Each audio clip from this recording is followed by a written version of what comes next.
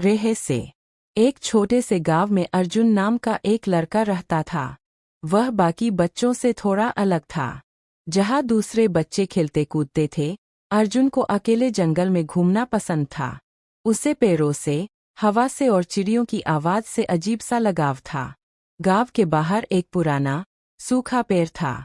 लोग कहते थे कि वो पेड़ अशुभ है, उसके पास जाने से अनहोनी हो सकती है। लेकिन अर्जुन को इन बातों पर विश्वास नहीं था। एक दिन वह उस पेड़ के पास गया और उसके नीचे बैठ गया। अचानक उसे ऐसा लगा जैसे कोई धीमी आवाज उसे पुकार रही हो, अर्जुन। वह घबरा गया, लेकिन डर के बजाय उसके अंदर जिज्ञासा जागी। उसने चारों तरफ देखा, पर कोई नहीं था। फिर वही आवाज आई, मैं यहाँ हूँ, इस पेड़ में। अर्जुन चौंक गया। पेड़ बोल सकता है? उसने मन ही मन सोचा। पेड़ ने कहा, मैं हमेशा से यहाँ हूँ, लेकिन लोग मुझे सुनना भूल गए हैं। तुम पहले हो जिसने मेरी आवाज सुनी। धीरे धीरे अर्जुन रोज उस पेड़ के पास जाने लगा।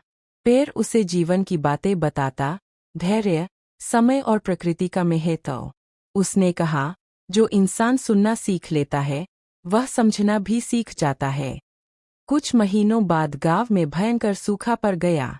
खेत सूख गए, पानी खत्म होने लगा। लोग परेशान हो गए। अर्जुन को पेड़ की बातें याद आईं। वह तुरंत पेड़ के पास गया और मदद मांगी। पेड़ बोला, जमीन के नीचे एक पुराना जल स्रोत है, लेकिन उसे पाने के लिए लोगों को मिलकर मेहनत करनी होगी। उन्हें एक साथ काम करना होगा। अर्जुन ने गाँव वालों को यह बात बताई। पहले तो सबने मजाक उड़ाया, लेकिन जब हालात और खराब हुए, तो उन्होंने अर्जुन की बात मान ली। सब मिलकर उस जगह पर खुदाई करने लगे। कई दिनों की मेहनत के बाद अचानक जमीन से पानी फूट पड़ा। पूरा गांव खुशियों से झूम उठा। खेत फिर से हरे भरे हो गए। जब अर्जुन फिर पेड़ के पास गया, तो वह पेड़ अब हरा भरा हो चुका था।